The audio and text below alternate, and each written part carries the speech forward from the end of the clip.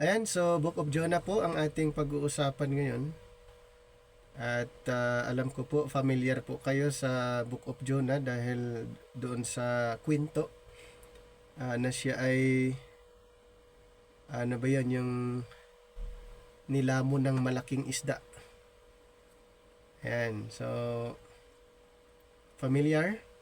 At alamin po natin yung ano pa ang mga iba pang mga information regarding po sa Book of Jonah, ano ba ang nangyari, ano ba talaga ang mission na inuutos niya sa ating Panginoon. At ang Book of Jonah, katulad ng ibang books, Old Testament books, ay naisulat under the Time Pass program. At syempre, ito ay naka-address sa mga Israelites pa rin doon sa time na yon. At ang makukuha lang po natin na aral, okay, ang makukuha lang natin ay isang aral lamang or learning. Katulad ng binanggit nga po natin sa Romans chapter 15 verse number 4. Romans 15 verse 4, basahin po natin. Ito po ang sinasabi, "For whatsoever things were written aforetime were written for our learning, that we, through patience and comfort of the Scriptures, might have hope." At mayroon pa na nabanggit si Apostol Pablo dito po sa 1 Corinthians chapter 10. 1 Corinthians chapter 10 verse number 6. "Now these things are examples to the intent we should not lust after evil things as they also lasted." And then in verse 11, "Now all these things happened unto them for examples, and they are written for our admonition, upon whom the ends of the world are come." So for admonition, for example, so mga books outside sa isinulat ni Apostol Pablo ay for learning purposes lamang po. Hindi po directly na ito ay isinulat para sa mga believers ngayon. So ang part natin is pag-aralan lang po. Ayon sa 2 Timothy 2:15, "Study to show thyself approved unto God, a workman that needeth not to be ashamed, rightly dividing the word of truth." So aralin po natin using the method of right division. So kung sulat lang ni Apostol Pablo ang tutukan natin, hindi natin ma-appreciate ang rightly dividing method sa pag-aaral ng Bible. So dapat aralin natin ang buong Biblia at doon natin ma-appreciate ang rightly dividing the word of truth. Dahil mayroong mga tinatawag dividing line na ating ma-observe.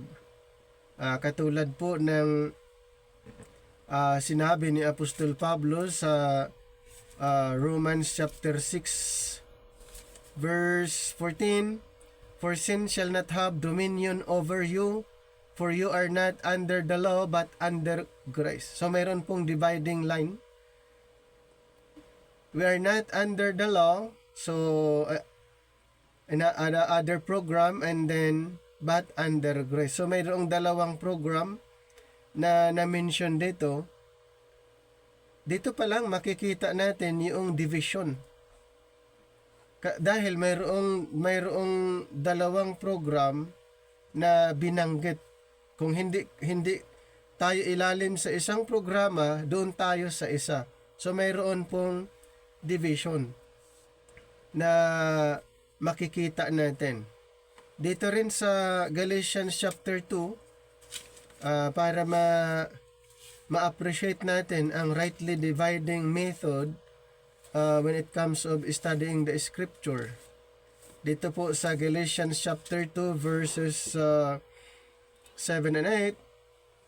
But contrariwise, when they saw that the gospel of the uncircumcision was committed unto me, referring to Apostle Paul, as the gospel of the circumcision was committed or was unto Peter. So dito mayroong gospel of uncircumcision and gospel of circumcision. So dalawa, dito pa lang makita natin na mayroong dividing line. So, pinag-usapan dito, itong si Apostol Pablo ay piniling apostol para sa uncircumcision, mga Hintil. At si Pedro naman ay pinili din siya na apostol at sa kanya ipinagkatiwala ang gospel of circumcision, mga Israelites. Then verse 8, for he that wrought effectually in Peter to the apostleship of the circumcision, the same was mighty in me toward the Gentiles. Ayan po. So, mayroon pong division na makikita po natin.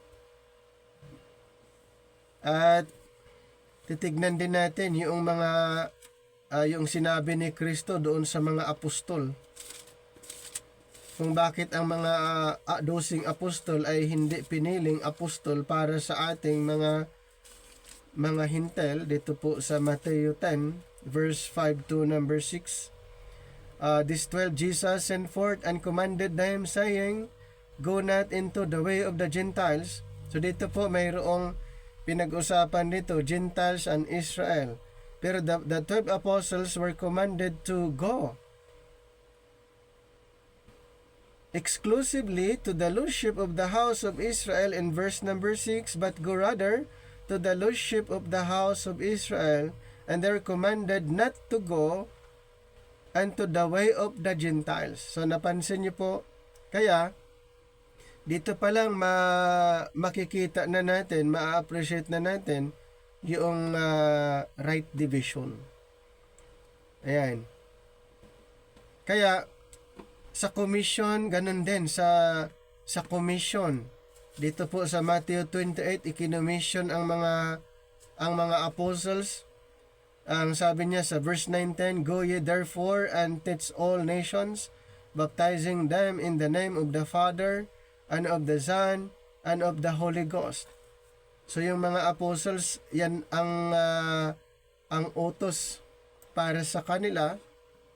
At si Apostol Pablo ay inutusan din mag-iba sa iba yung kanyang natanggap na utos ikumpara sa mga 12 apostol o sa mga apostol sa 1 Corinthians 1:17, for Christ sent me not to baptize but to preach the gospel, for not with wisdom of words, lest the cross of Christ should be made of none effect. Ayan. So, mapansin nyo agad yung distinction ditong sa dalawang group of apostles. The 12 apostles for the kingdom program, Apostle Paul for the grace program. Kung tungkol naman sa kaligtasan ay magkaiba din ang salvation, dahil si Apostle Paul, ang kaniyang presentation dito sa Ephesians chapter 2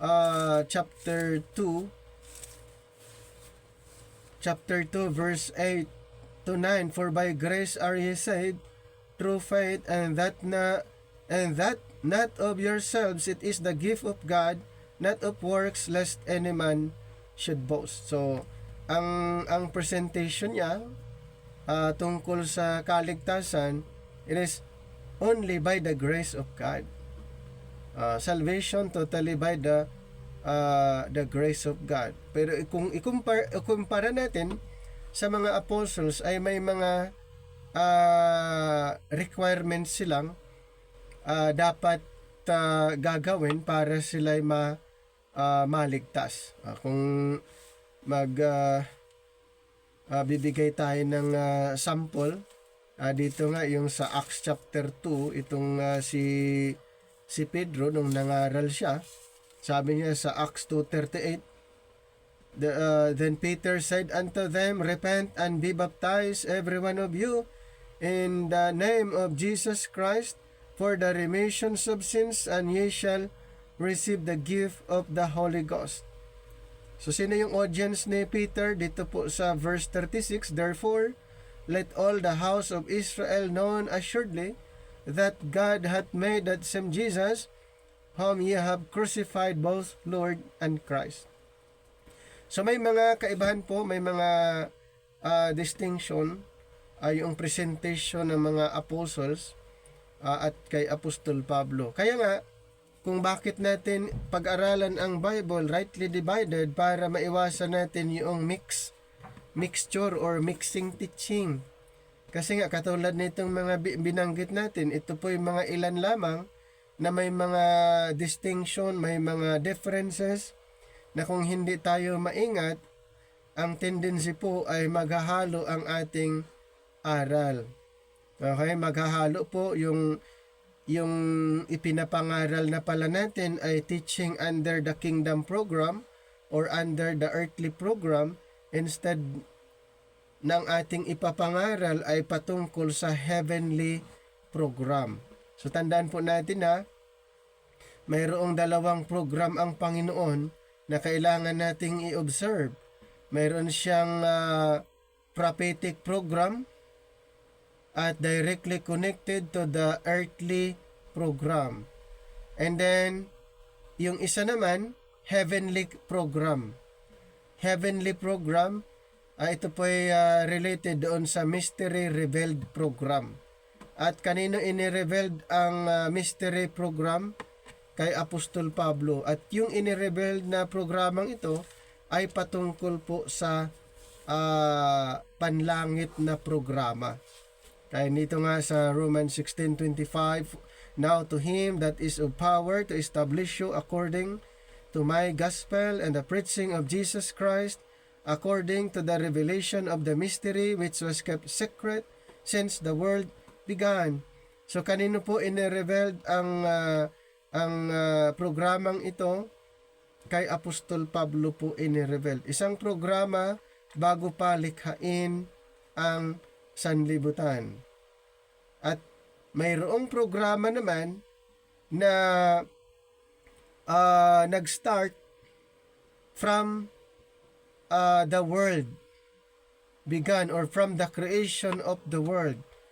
So mayroong program before the world, yan po yung mystery na inirevealed ng kay Pablo. Mayroong isang program from the world, yan po yung kingdom program. Kaya may na-mention din sa Matthew 25 verse 34. Matthew 25 verse 34. Then shall the king say unto them on his right hand, come ye blessed of my Father, inherit the kingdom prepared for you from the foundation of the world. So mayroong program from the foundation of the world, and then may program before the foundation of the world. Nga ang tanong, ang dalawang programang ito ba ay parehas? Hindi. Kasi yung isang programa pang-earthly, yung isang programa heavenly. So sino ang pinagkatiwalaan ng heavenly program? Si Apostol Pablo. At sino din ang mga pinagkatiwalaan ng earthly program? Siyempre yung mga propeta at ipinangaral ng mga propeta at yung mga apostol, at ang Panginoon darating at kanyang i-establish ang kanyang kaharian dito sa lupa, at ito'y sentro sa Jerusalem. So dapat ba nating malaman kung anong programa dapat tayo? Yes, para pag ipapangaral natin, hindi po maghahalo. Kaya nga ang goal natin dito sa pag-aaral natin, kung maaari, ay mapag-aralan natin ang buong Biblia using right division para hindi po hahalo or maghalo ang mga katuruan. So yun po yung goal natin. Kaya ngayon po nandito tayo sa Book of Jonah. Okay, sa Book of Jonah at kung mapapansin nyo, from Genesis hanggang sa Book of Obadiah, napapansin nyo po ang pinaka main issue, ang focus more on sa earthly program at directly ito'y nakafocus lang din po sa kingdom na i-establish ng ating Panginoon dito sa lupa. At mapapansin natin, hindi kasama ang Church, the Body of Christ, sa mga na-mention na programa. Kaya doon po natin makikita na iba ang programa para sa panahon natin ngayon at iba ang programa sa panahon noon. Okay? So dito tayo sa Book of Jonah. Ang Jonah po ay na-divide actually into 4. Mayroong 4 chapters. So ang first chapter, ito ang pinaka-focus naman. Si Jonah, sa chapter 1, mabasa natin na he was running from God. And then mayroong tinatawag na first commission. Ikinommission si Jonah. Ito yung unang-una na ikinommission siya sa chapter 1. And then, ano pong naging resulta? Siya ba'y sumunod? Hindi. Si Jonah ay hindi sumunod sa Panginoon. Pagdating sa chapter 2, ang ginawa ni Jonah, he was running to God. And then, another issue, meron siyang tinatawag prayer sa Panginoon and then communication with the Lord. Then sa chapter 3, ang ginawa niya, running with God, and then he was commissioned. Ito po ay second commission of Jonah, and then sa pangalawang commission siya ay sumunod na po. Then sa chapter 4 ay running against God itong si Jonah. He was running against God. So here ang isa pang focus, the prejudice of Jonah, and then the lessons from the Lord. So ano po ang kabuo ang issue dito sa Jonah? So God's infinite mercy for all people, our reluctance to share His mercy. Ayan itong si Jonah. At ito pa yung mga ilan sa mga pwede nyong maunawaan, matutunan na mga lesson dito po sa Book of Jonah. So, Book of Jonah, the fifth of the 12 Old Testament books that bear the names of the minor prophets, embraced in single book, the 12 in the Hebrew Bible. So, unlike other Old Testament prophetic books, Jonah is not a collection of the prophets' oracles, but primarily a narrative about the man. Jonah is portrayed as a recalcitrant prophet who flees from God's summons to prophesy against the wickedness of the city of Nineveh. Alam kasi ni Jonah na masama ang mga tao sa Nineveh nung ipinadala ng Panginoon itong si Jonah sa Nineveh, ay ayaw niya umiwas siya. Okay? Nag-travel siya opposite direction. So instead, napupunta siya sa lugar na kung saan pinapunta siya ng ating Panginoon, since alam niya napakasama ang mga tao doon, hindi siya pumunta. Okay, ganun po si Jonah, hindi siya pumunta dahil alam nga niya ang sitwasyon doon. So according to the opening verse, Jonah is the son of Amittai. This lineage identifies him with the Jonah mentioned in 2 Kings 14:25, who prophesied during the reign of Jeroboam the second, about 785 BCE.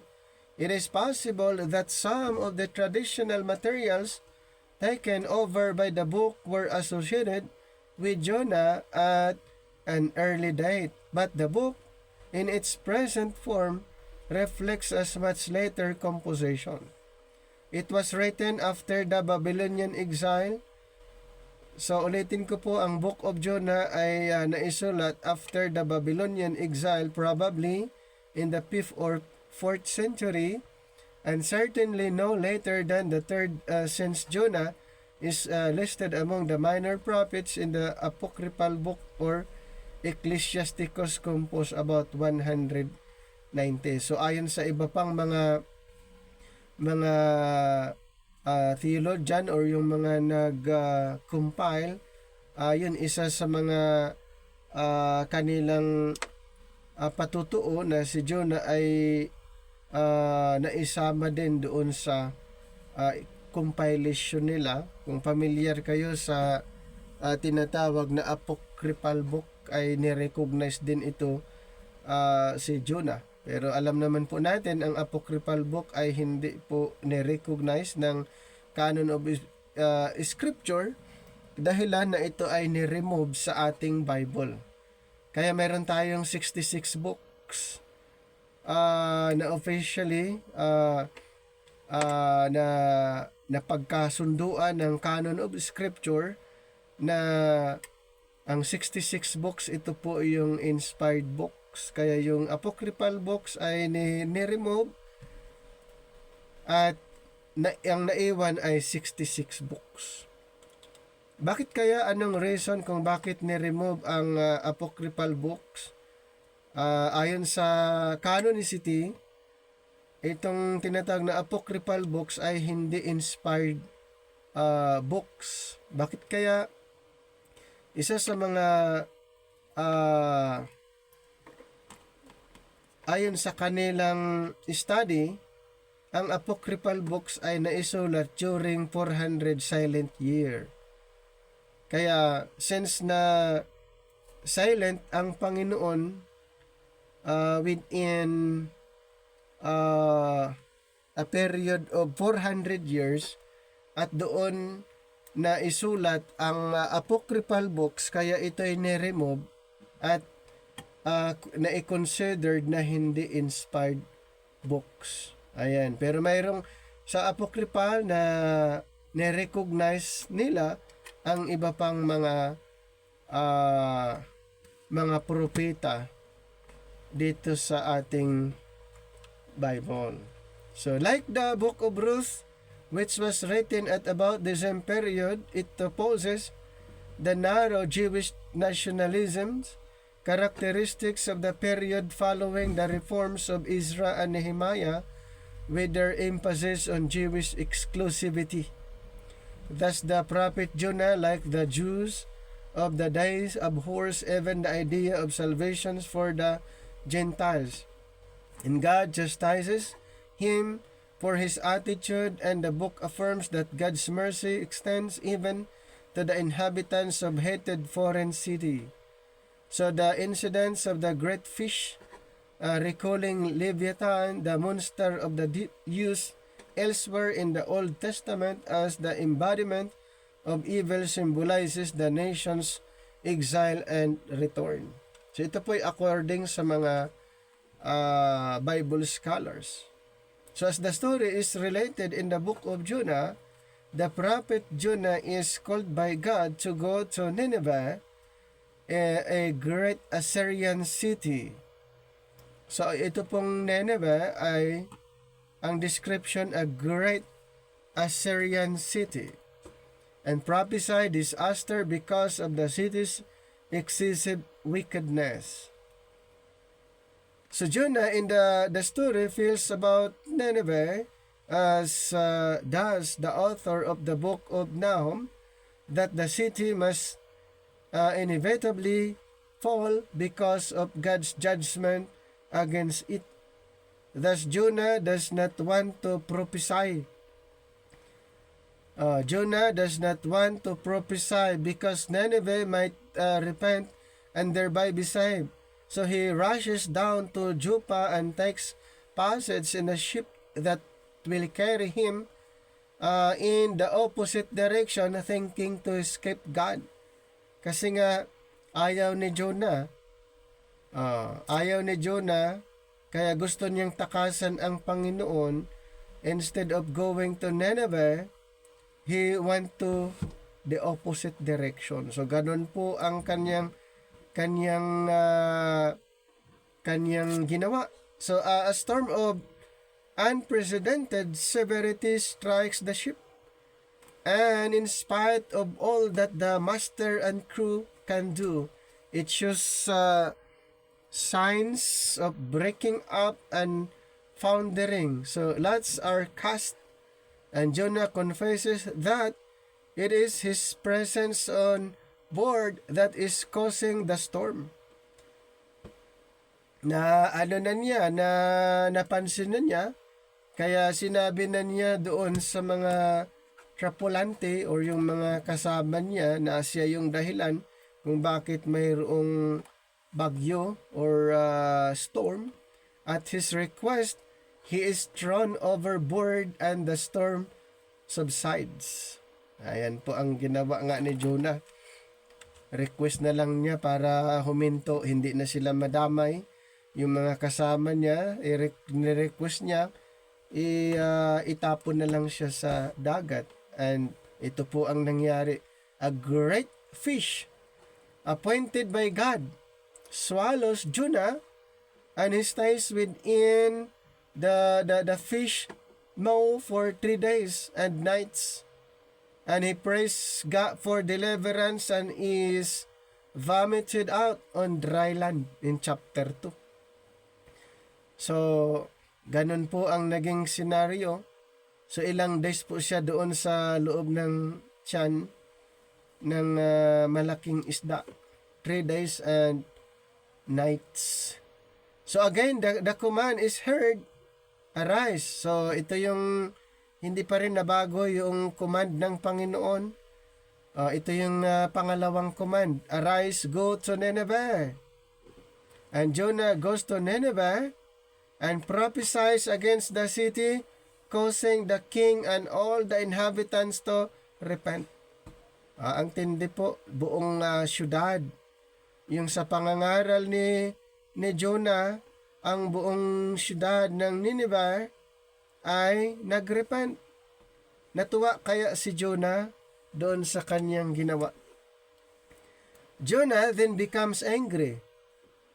Hindi natuwa si Jonah kasi ang gusto niya parusahan ng Panginoon ang Nineveh dahil masama.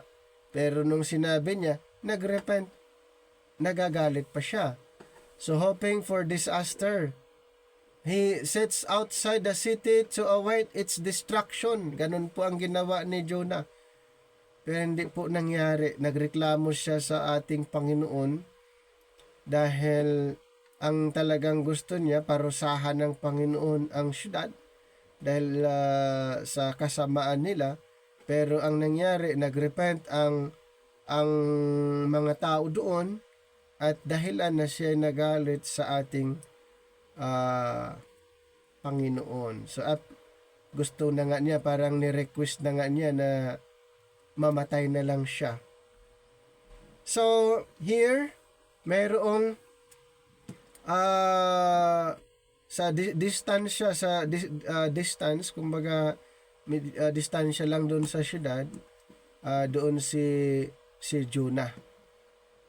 At mayroon siyang ginawang temporaring tirahan.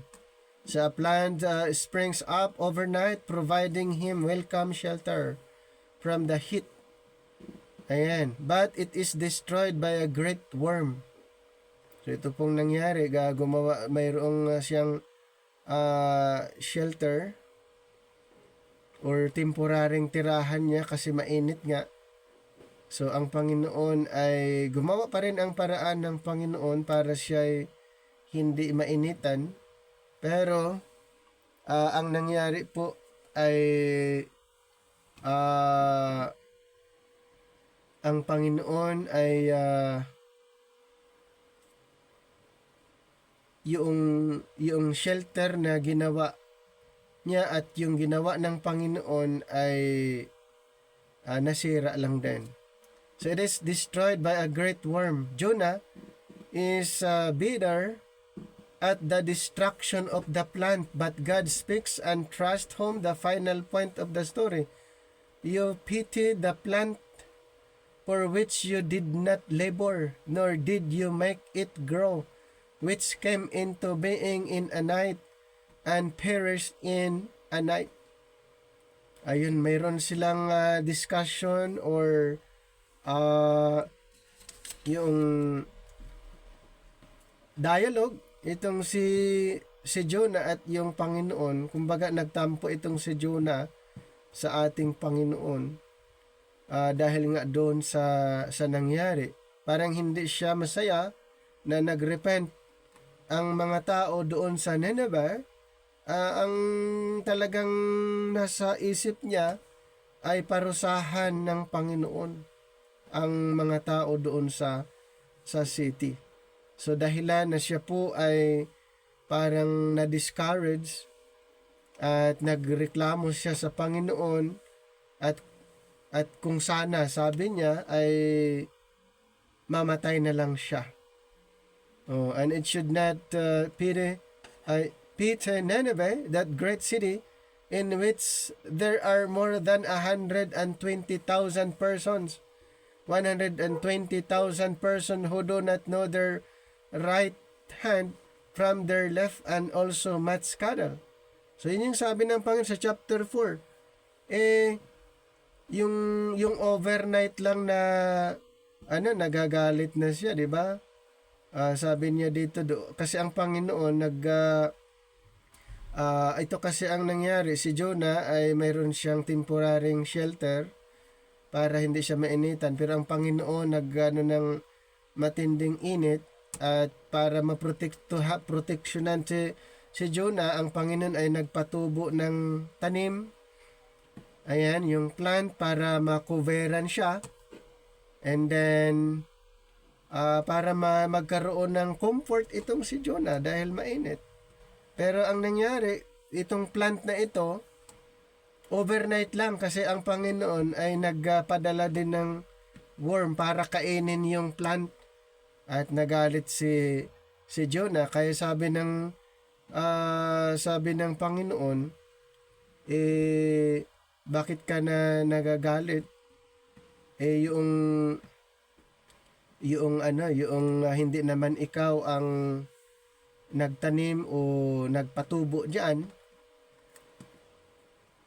at hindi mo iniisip yung 120,000 na mga tao na hindi pa nakakilala sa kanya doon sa chapter 4 at maging yung mga cattle. So yun po yung dialogue.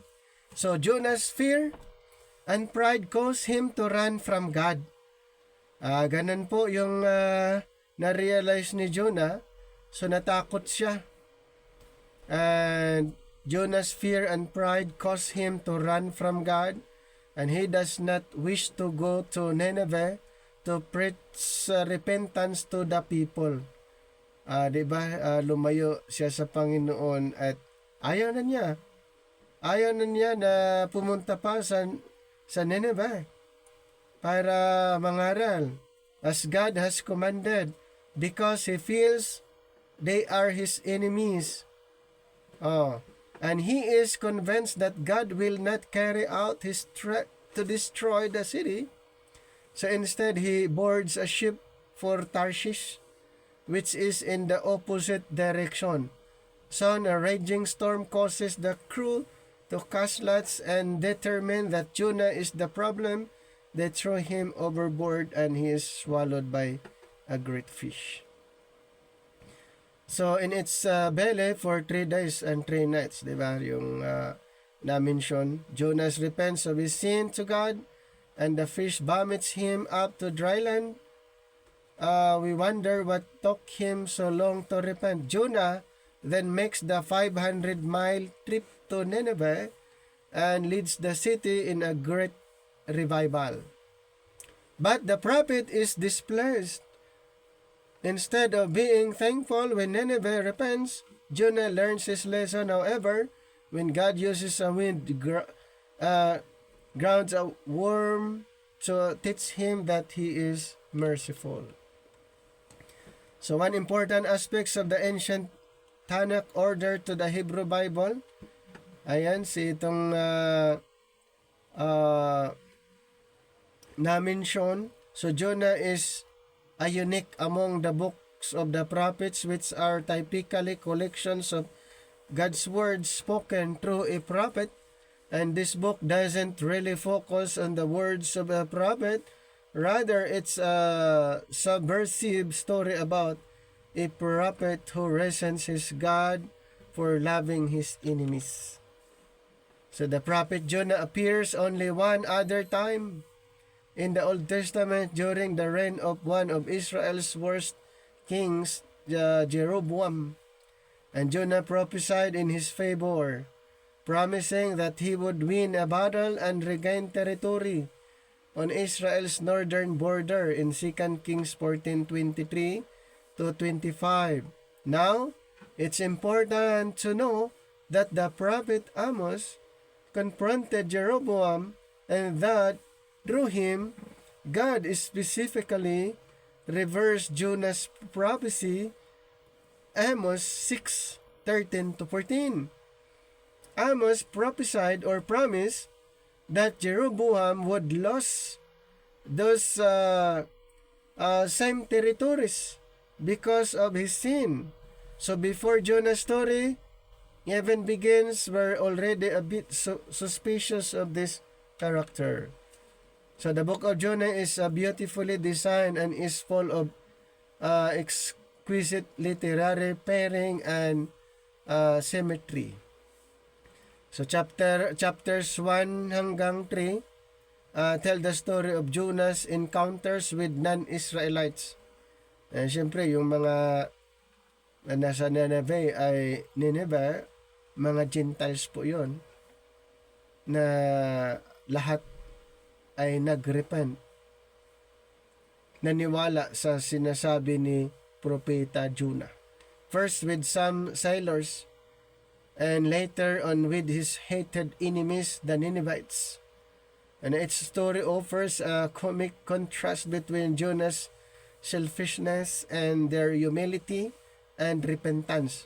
In chapters 2 and 4 contain prayers of Jonah, one a prayer of repentance, sorts of, and the other a prayer in which Jonah calls God out for being too merciful and kind.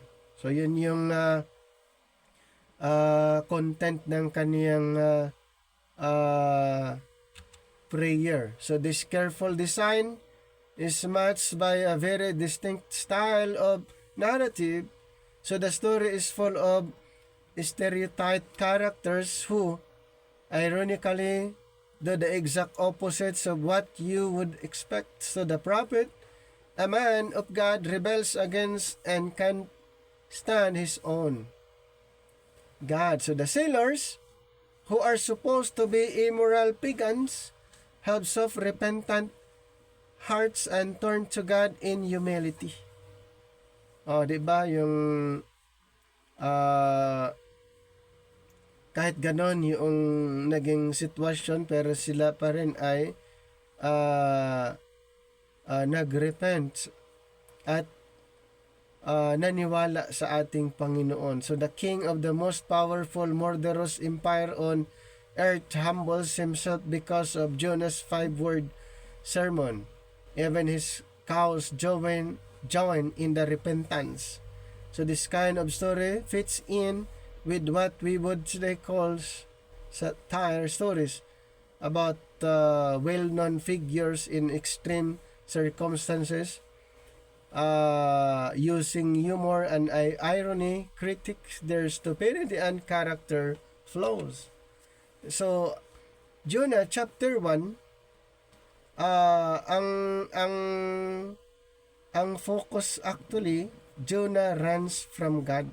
Yun yung isa sa mga matutunan nyo doon. So the story opens with God addressing Jonah, commissioning him to go preach against the evil and injustice in Nineveh, the capital city of the Assyrian Empire and Israel's bitter enemy. Instead of going east to Nineveh, Jonah runs in the opposite direction and finds a ship going as far as west as one could possibly go, to Tarshish. O, diba? Yun yung na-mention natin kanina, ang kanyang pupuntahan talaga ay hindi doon sa Nineveh at pumunta siya sa ibang lugar nga. Yun nga ang dahilan na siya po ay nilamon ng malaking isda. So, the man of God tries to run from his God. Ang akala ni Jonah kasi pwede niyang takasan ng Panginoon, pero hindi po. Kung tao sigurong mag-utos, pwede. Pero ang Panginoon, hindi po niya pwedeng takasan. So, he boards a ship full of pagan sailors. Ito nga mga kasama dun sa barko ay naniwala sa kanya. Okay? Yung nangyari, diba? Yung nangyari, nagkaroon ng trahedya. So, dahil doon, sinabi ni Jonah na ako yung dahilan sa malaking or sa bagyo na kanilang naranasan. Kaya ang nirequest niya ay itapon siya sa dagat. So, sa chapter 2 naman, ito yung prayer ni Jonah doon sa loob ng tiyan ng isda.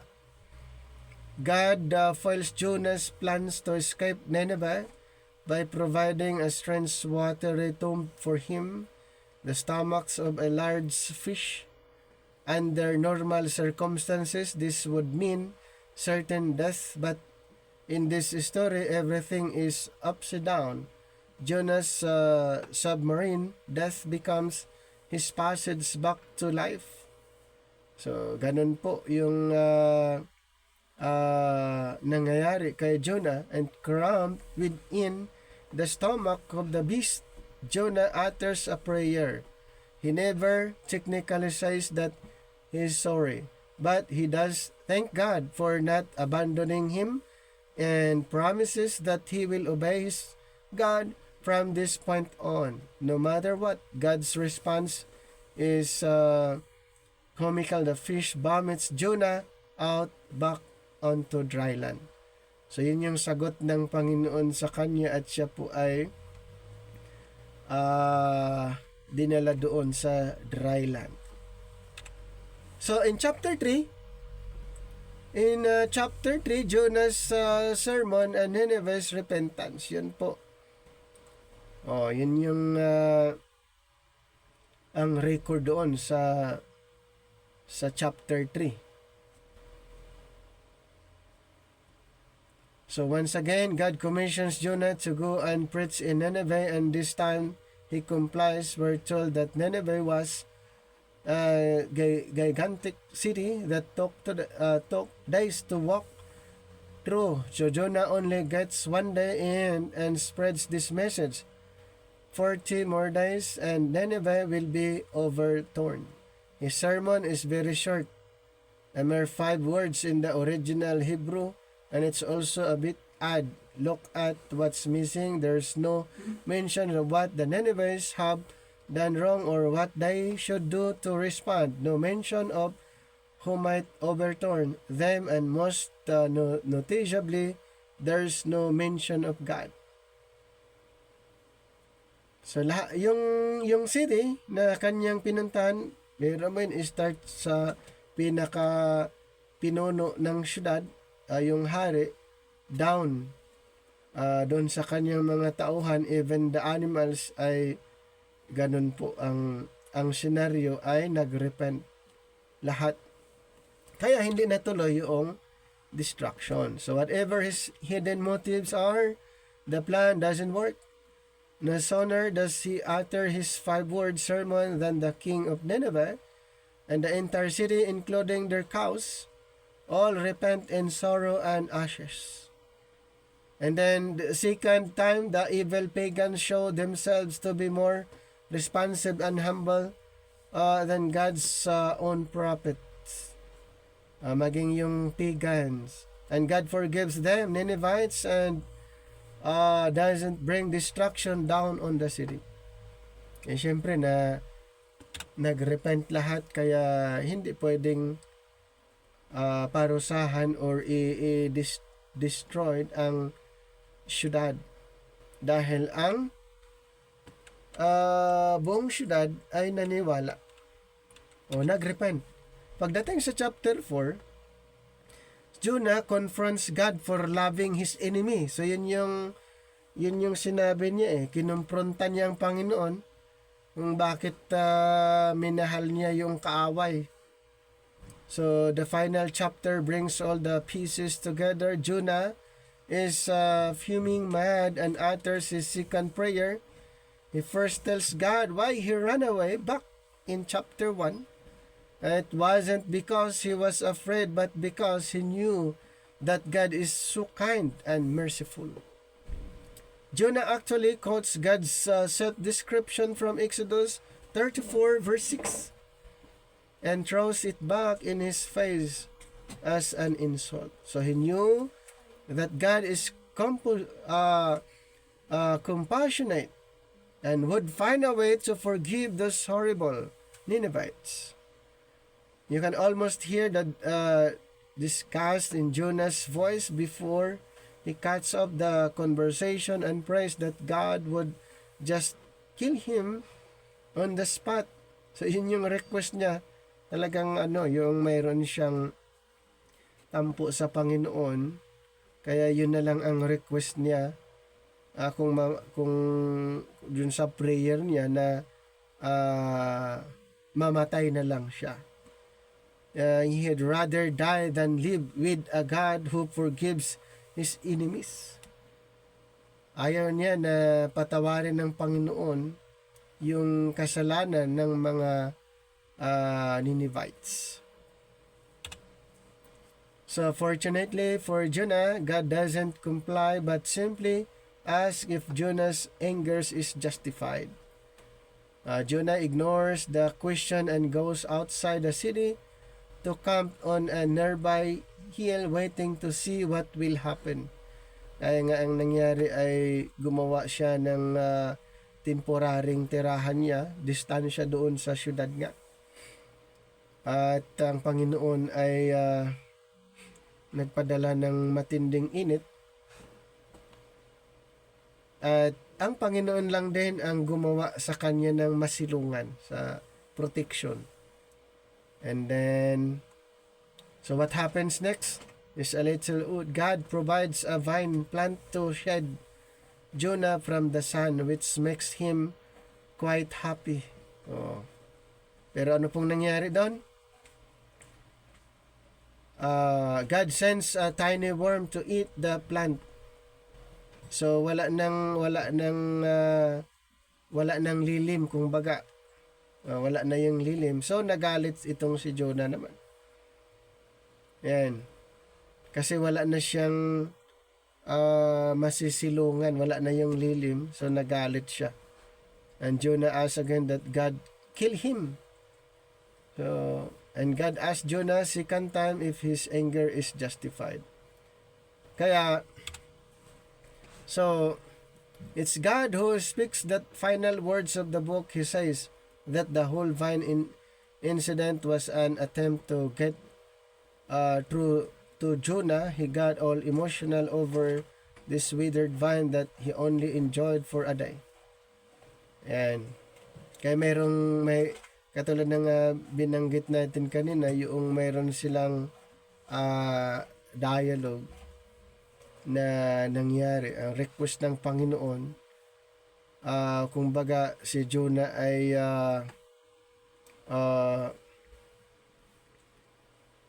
mas inaalala niya yung sa kanyang sitwasyon, hindi niya iniisip yung ilang hundreds o ilang hundred or thousand na mga tao na pwedeng maparusahan. Ayan. So Jonah's answers, well, that the story doesn't say, because that's not really the point. The point is that this book is trying to mess with you. God's questions are really addressed to you, the reader. Are you okay with the fact that God loves your enemy?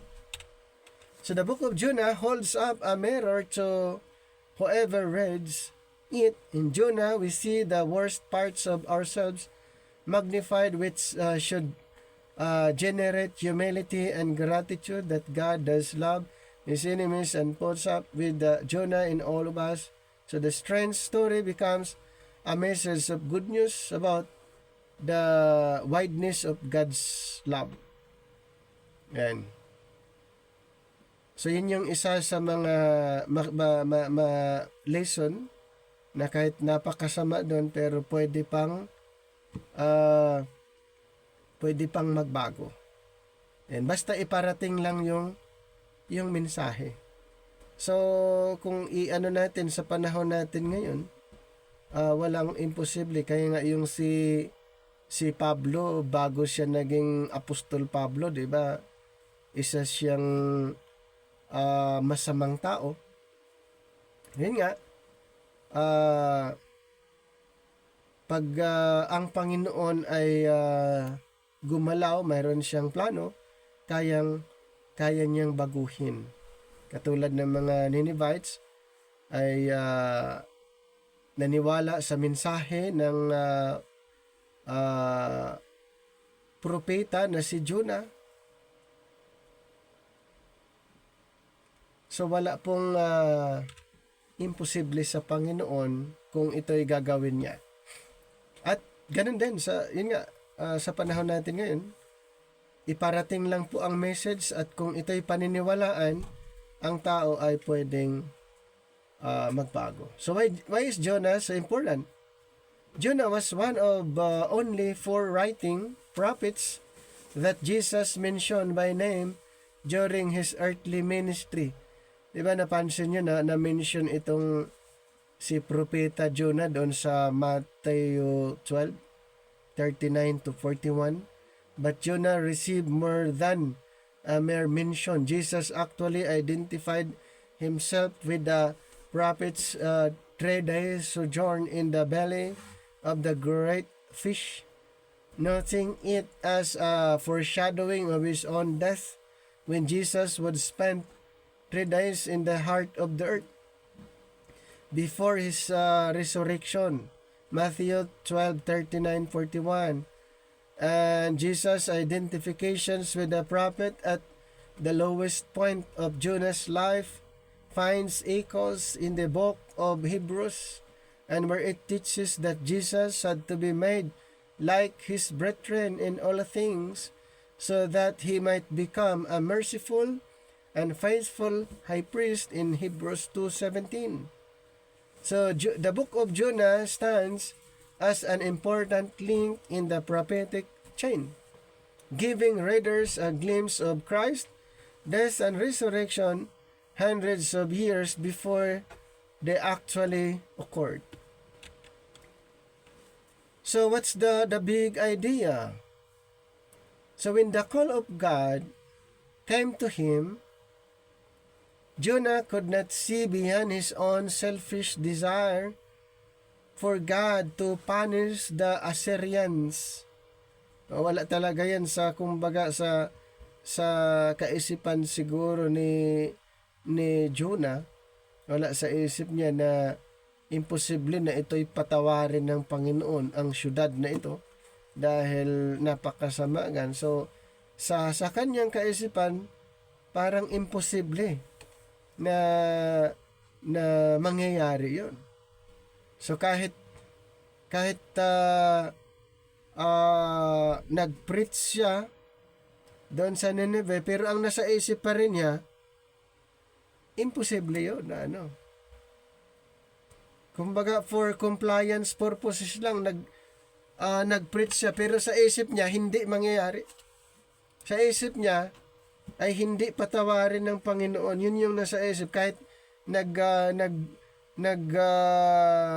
nag-preach siya regarding repentance, nawala doon, kumbaga, yung hindi siya siguro confident sa kanyang mensahe dahil ang nasa isip niya, imposible yun. Ang gusto niya, parusahan ng Panginoon. How could God want him to take a message of mercy to such people? So before Jonah could relay God's message, he had to be broken. He had to learn something about the mercy of the Lord through his flight to Tarshish, his shipwreck, and his time in the great fish. And Jonah was convinced in a powerful way that all salvation comes from the Lord, according to Jonah chapter 2 verse 9. And because of God's supreme power, only God decides where to pour out his salvation and his mercy in chapter 4 verse 11. So what is the main message of the book of Jonah?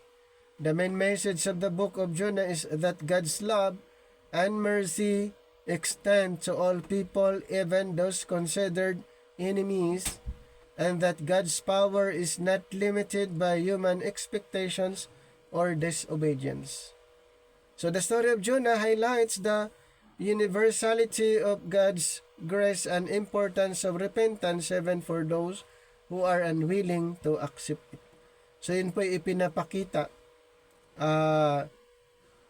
doon yung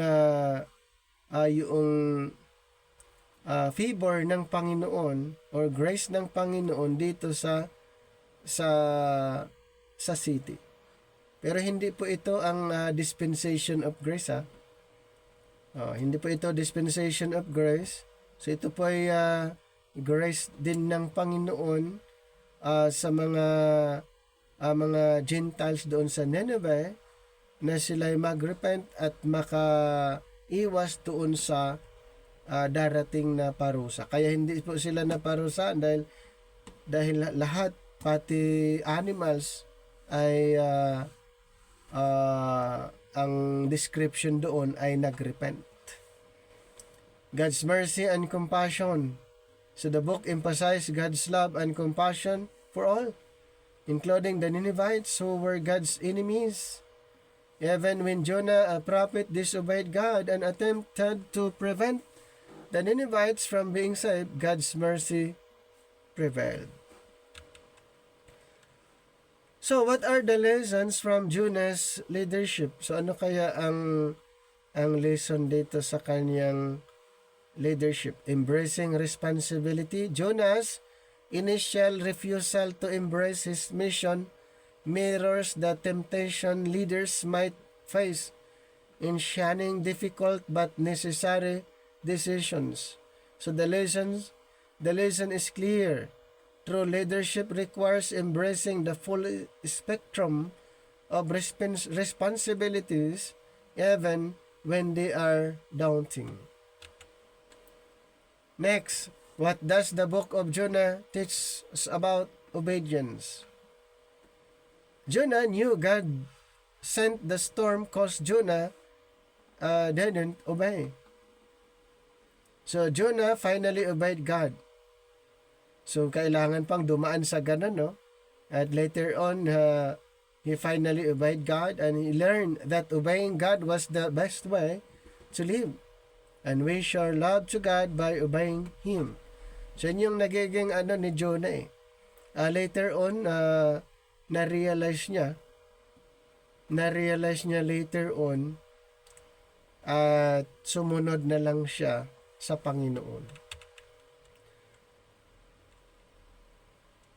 So, another question, why is Jonah angry with Nineveh?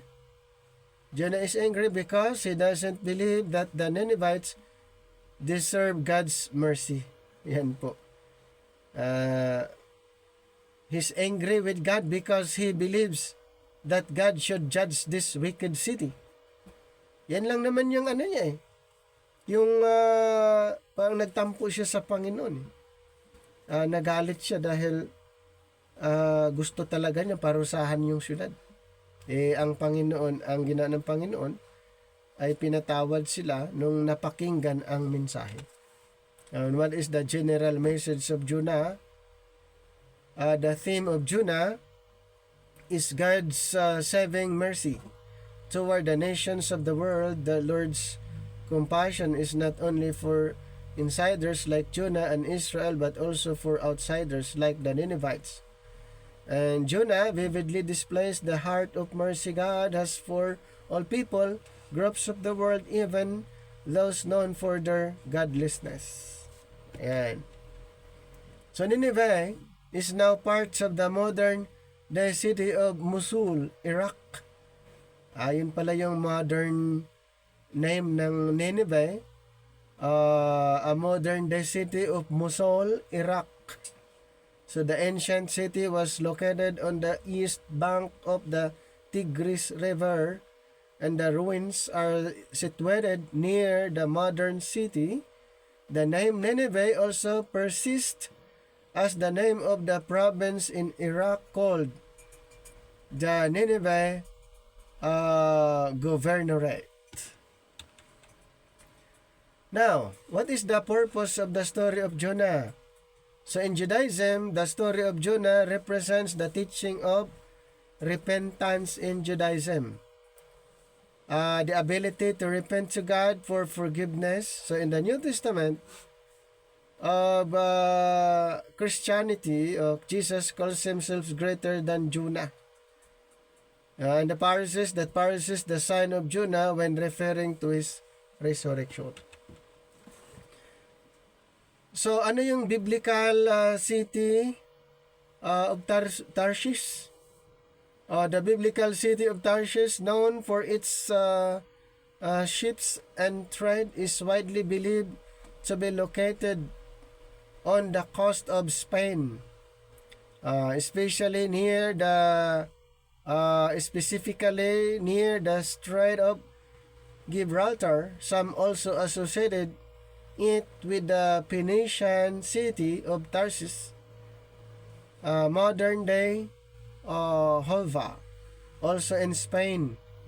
So, other theories suggest locations on the Mediterranean Sea, Red Sea, or even Tarsus in modern day Turkey.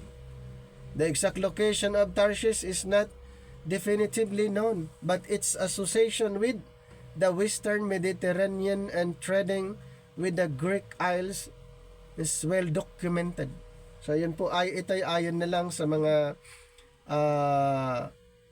modern day research. Ito ay base sa kanilang pag-aaral regarding doon sa lugar na yon. So why did God destroy Nineveh after they repented?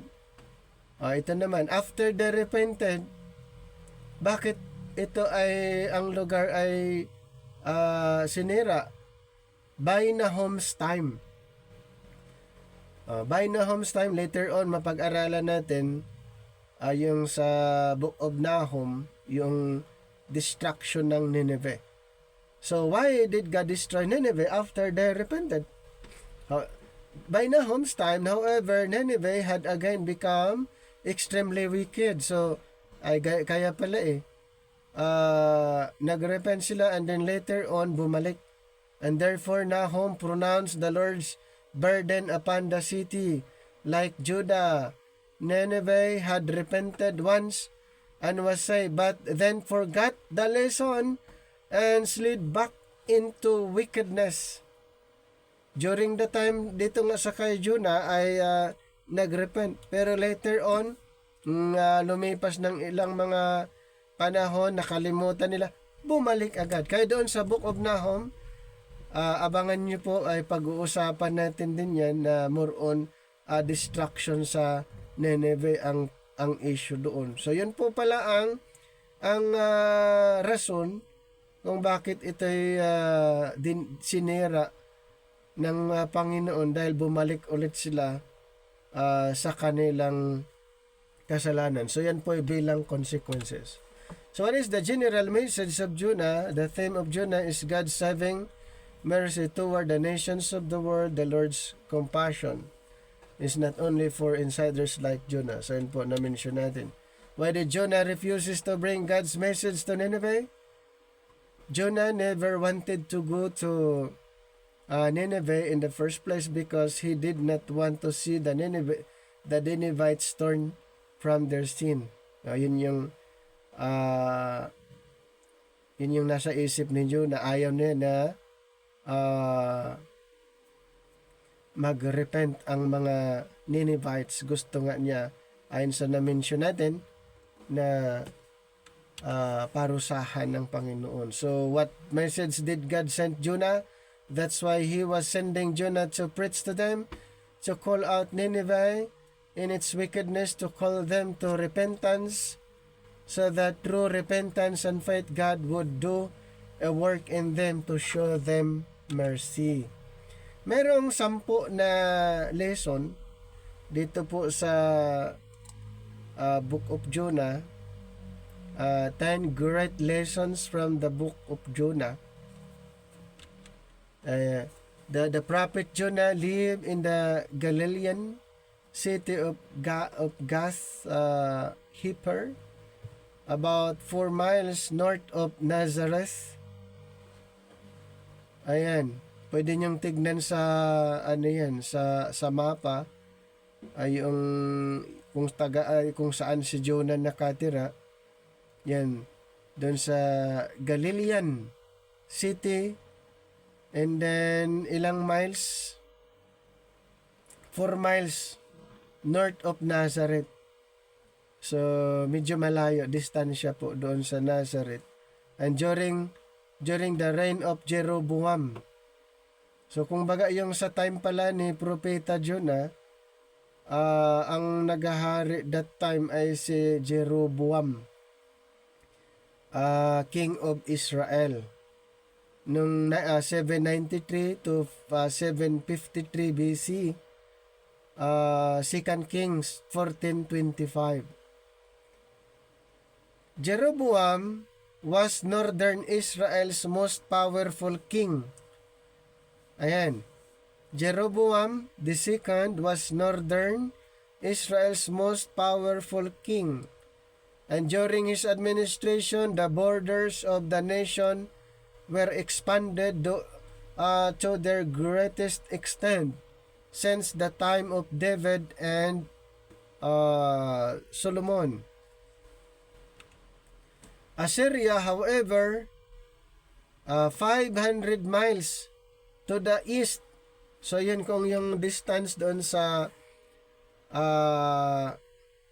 dito nga sa borders, yung sa lugar na ito, yung during the time of Jeroboam, doon sa northern Israel. At ang distance dito naman sa doon sa Assyria, mayroong 500 miles to the east, and was a constant threat.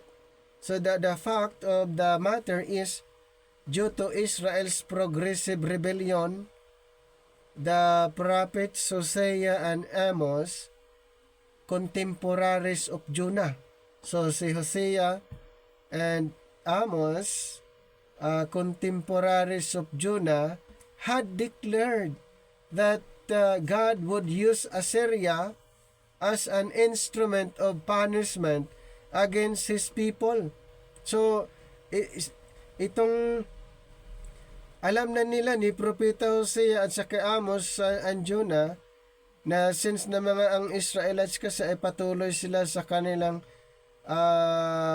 pagkakamali o pag-rebelde sa Panginoon, ay gagamitin ng Panginoon itong mga Assyria para i-punish or parusahan ang mga Israelites. Ito ay na-mention sa Hosea 11:5 and Amos 5:27. So, ilan po ang miles? Ang distansya, mayroon lang pong 500 miles. At doon na po itong mga taayong Assyria. So any patriotic Israelite would have longed for a serious destruction. So one can scarcely imagine, therefore, the consternations that must have filled Jonah's heart when he received the Lord's word instructing him to proceed to Nineveh, the capital city of the Assyria, with a divine message. So Jonah's resistance. So ito yun, yung una doon sa 10 na lessons. 10 great lessons from the book of Jonah. So dito po Jonah's resistance. Although the prophet's brief declaration to Nineveh was one of judgment, nonetheless Jonah was aware of the fact that Jehovah's or God is gracious God and merciful, slow to anger, and abundant in loving kindness, according to Jonah 4 verse 2. And it was certain that if the inhabitants of that great city were responsive to his message, heaven would certainly spare them, and Jonah did not want that. Accordingly, Jonah went to Joppa, where he boarded the ship. At yun nga, yung sa Tarshish. At na-mention din sa Jonah 1:3.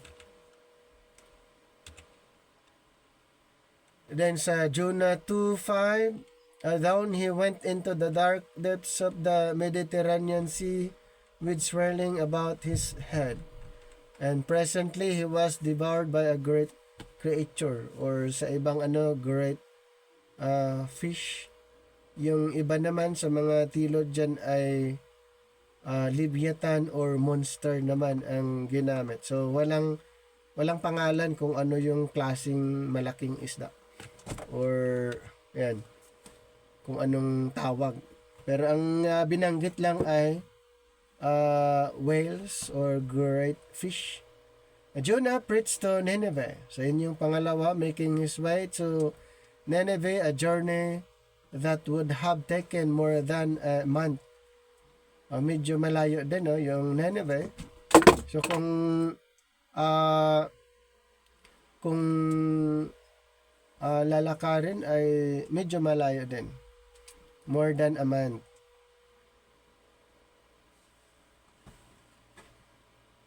Then, amazingly, there was mass repentance from the king. Yan. Kaya mayroon pong yung hindi tanggap ni Jonah yon, yung nag-repent lahat. Yan, yun yung pangalawa na lesson doon. Then, Jonah's story validated by Christ, kasi si Jesus Christ nag-mention din siya, 'di ba, sa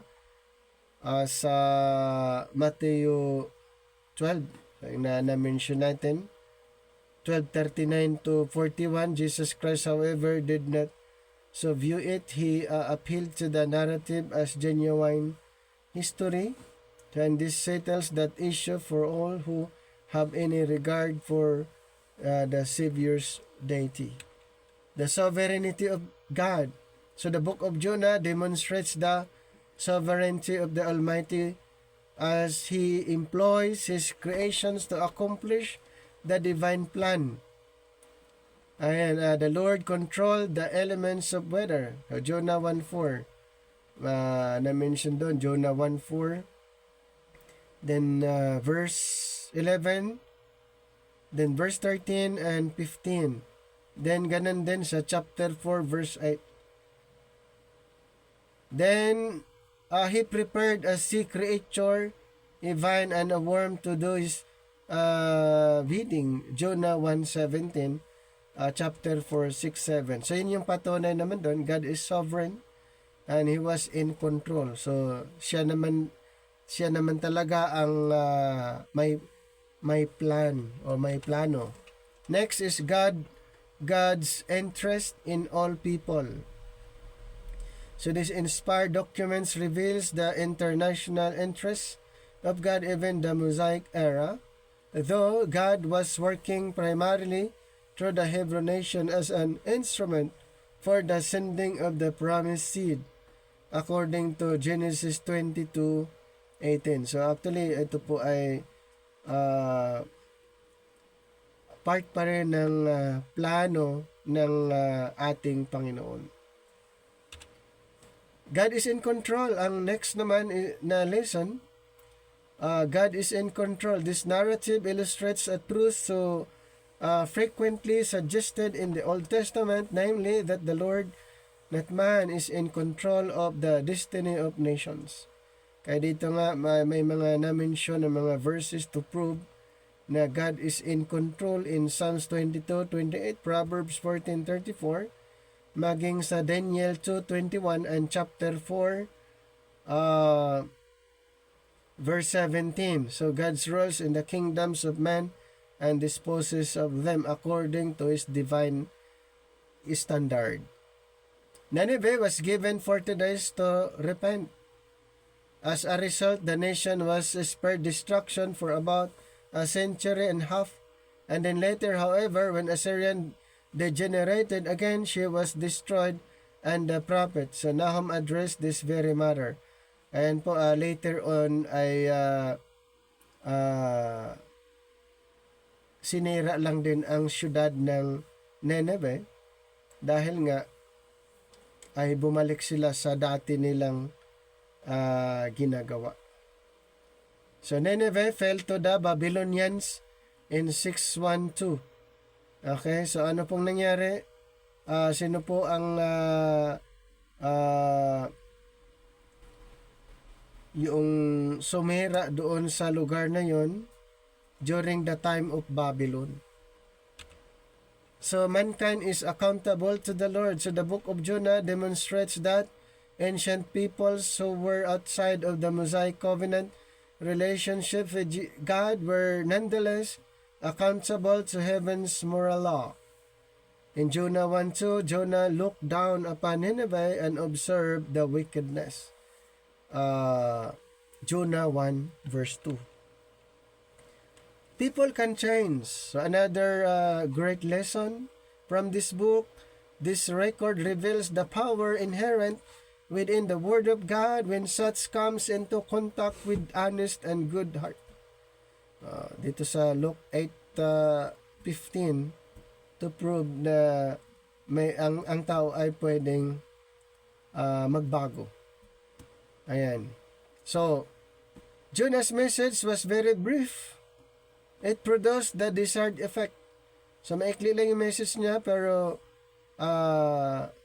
powerful po yung naging effect. Siyempre, yun ay work na ng Panginoon. Okay? Work ng Panginoon na po yun.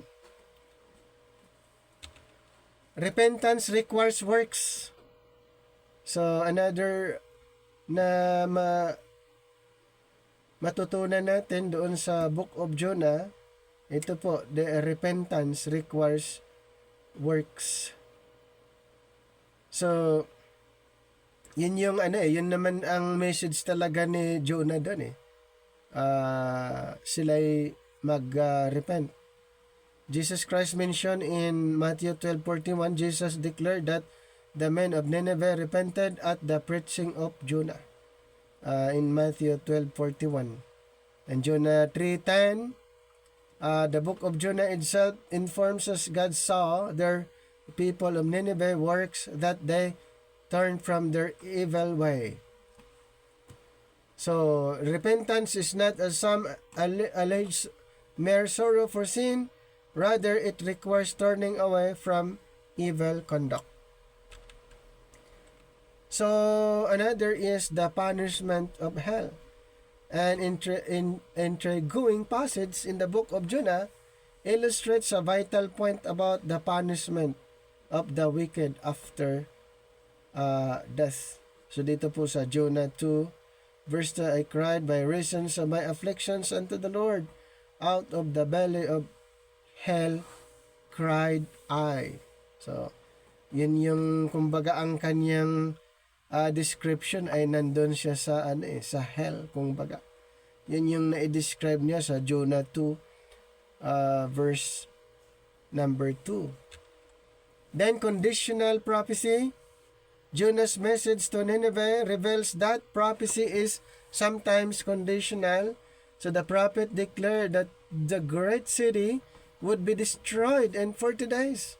But it survived for a century and a half beyond that time. So the predictions of doom was conditioned upon Nineveh's response to the prophetic message. So ano yung typology na makikita natin dito? The typology in the book of Jonah. So the book of Jonah presents a beautiful type of the resurrection of Christ from the dead. Though some modernists argue that the concept of a bodily resurrection of Christ from the dead was unknown in Old Testament times, Jesus demonstrated otherwise. He declared, Matthew 12:40, "For us Jonah was 3 days and nights in the belly of the sea monster, so shall the Son of Man be 3 days and 3 nights in the heart of the earth." So yun yung tinatawag na typology dito po sa Book of Jonah. Si Christ ay typify doon kay Jonah. So actually ang itong Jonah ay kumbaga very familiar. Kumbaga familiar po sa atin ang Book of Jonah, lalo na sa mga Bible stories. Familiar po natin ang book na ito at may mga lesson po. At isa dyan sa makikita natin yung utos ng Panginoon, inutusan ng Panginoon itong si Propeta Jonah. Kumbaga ikinomission siya doon sa lugar kung saan siya dapat, pero siya ay gumawa ng paraan na pumunta sa ibang direction. Siyempre, Panginoon po ang tumawag sa kanya. So, ganun po. At ulitin ko po, ang Book of Jonah ay nakafocus po ang mensahe doon sa Nineveh. So, doon po actually yung focus, at alam po natin na ang buong syudad, ang mga tao doon ay nagrepent dahil na hindi po pinarusahan ng ating Panginoon after na kanilang narinig yung mensahe na sinabi ni Propeta Jonah. So mayroon po ba tayong mga lesson, mga natutunan? Sana po. At kung paano nag-work ang Panginoon during that time. So tandaan po natin, ang pag-aaral na ito ay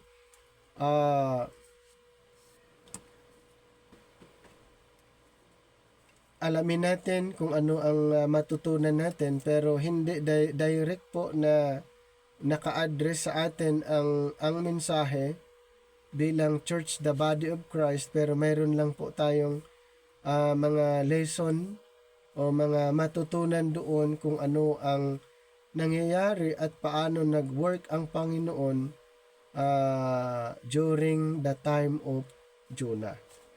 Okay po, so hanggang dito na lang yung ating presentation sa Book of Jonah. Maraming salamat po.